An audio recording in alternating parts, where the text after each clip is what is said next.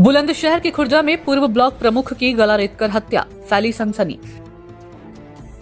दुकान के पीछे बने मकान के बिस्तर पर लहूलुहान अवस्था में मिला विनोद का शव। दिल्ली में बच्चों के साथ रहती थी विनोद चौधरी की पत्नी। खुर्जा के जाहिदपुर स्थित इस मकान में अकेले रहते थे विनोद चौधरी।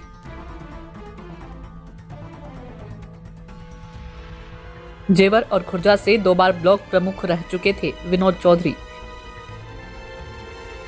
सूचना पर एसपी देहात समेत पुलिस के आलाधिकारी मौके पर पहुंचे। खुर्जा नगर कोतवाली क्षेत्र के जाहिदपुर कला में वारदात से मचा हड़कंप। सुधीर जी, ये मृतक थे, वो कौन थे आप? ये मेरे बड़े भाई थे। क्या हुआ है, कैसे हत्या हुई? अब देखो, हत्या की तो अभी कोई जानकारी नहीं मिल रही है अभी, लेकिन ये शाम जो आए हैं बाहर से, जट्टारी से आए हैं, 3-4 लोग थे, ये सब चले गए हैं। तो ये रात अकेले रहे हैं। तो एक वो था कम नौकर, वो सुबह चला गया था, तो शाम को फ़ोन कर रहा था बार बार, मैं आ रहा हूँ, लेकिन अभी तक वो पहुँचा नहीं है। तो अगर पहुँचा है तो हमको अभी जानकारी नहीं मिली है पूरी इस बारे में।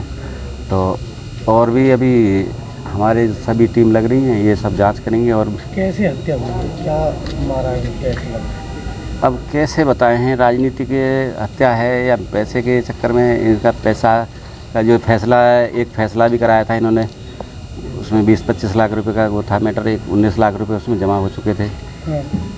तो उसने भी एक बार धमकी दी है इनको कि पैसा दे दे हमारे जो जमा हुए हैं, नहीं तो साले हम तुझे मार दूँगा। तो उसकी एक FIR भी प्रमुख साहब ने चौकी में दी थी 2-3 महीने पहले।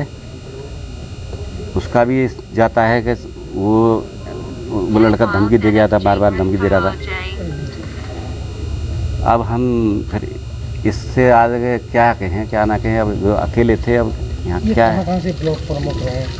ये 2000 से 2005 तक जेवर प्रमुख रहे। उसके बाद में 2007 में जिला पंचायत सदस्य रहे। उसके बाद में फिर ये खुर्जा ब्लॉक प्रमुख रहे, जो पिछली योजना में। तो ये इनका कार्यकाल रहा है, राजनीतिक कार्यकाल। भारतीय जनता पार्टी के कद्दावर नेता बताए जा रहे थे जी। ये विनोद चौधरी जी हैं, जो रहने वाले रामगढ़ी के हैं, और अपने घर से करीब 3-4 किलोमीटर दूरी पे जहाँ पे हम लोग हैं, इनका अपना भी आवास है। यहाँ अकेले ही रहा करते थे रात में लगभग। शाम को इनके जो छोटा भाई है, बगल में दुकान है, खाद बीज करके वो चले जाया करते थे। और भी जो इनके साथ एक टेक्नीशियन रहता, वो भी चला था। रात को लगभग अकेले रहते थे। आज 112 के थ्रू पहले सूचना आई 9:15 बजे के आसपास कि इनकी हत्या हो गई है। गले पे चोट के निशान है। सभी लोग यहाँ पे मौके पर आए, फील्ड में देखा गया है।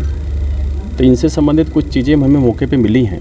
इनके दोनों मोबाइल फ़ोन भी वहाँ पड़ा था, अभी उनसे भी कुछ चीज़ें निकलेंगी। और परिवारजनों से बातचीत हुई है, तो उसमें कुछ अपनी एक रंजिश का एंगल भी बता रहे हैं। उस पर भी हमारी टीमें काम पे लग गई हैं। कुछ और भी बातें निकली हैं जो इनसे जुड़ी हुई ही हैं। पहले एक प्रकरण हुआ था 2007 में, जिसमें एक हत्या हो गई थी। इसमें ये लोग भी जेल चले गए थे, उसमें सज़ा भी हो गई थी। यदि परिवार का बताना है कि अब उसका एंगल कम चांस है। इनके बीच आपस में बाद में समझौता हो गया था। ये यहाँ पे रह करके एक अपना लैब भी चलाते हैं, जो दिख रहा, और प्रॉपर्टी के भी कुछ काम वाम करते थे साथ में। इनका कुछ एक प्रॉपर्टी को लेकर के ही विवाद बता रहे हैं। 2 पक्षों का अलग था, जिसमें इन्होंने मेडिएशंस किया था।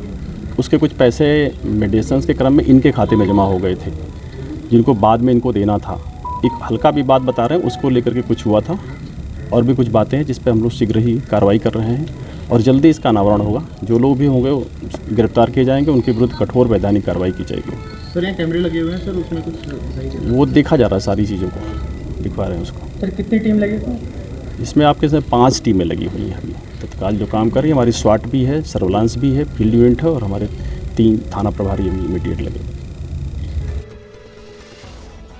टाइम 24 न्यूज़ के लिए खुर्जा से फिरोज मलिक की रिपोर्ट।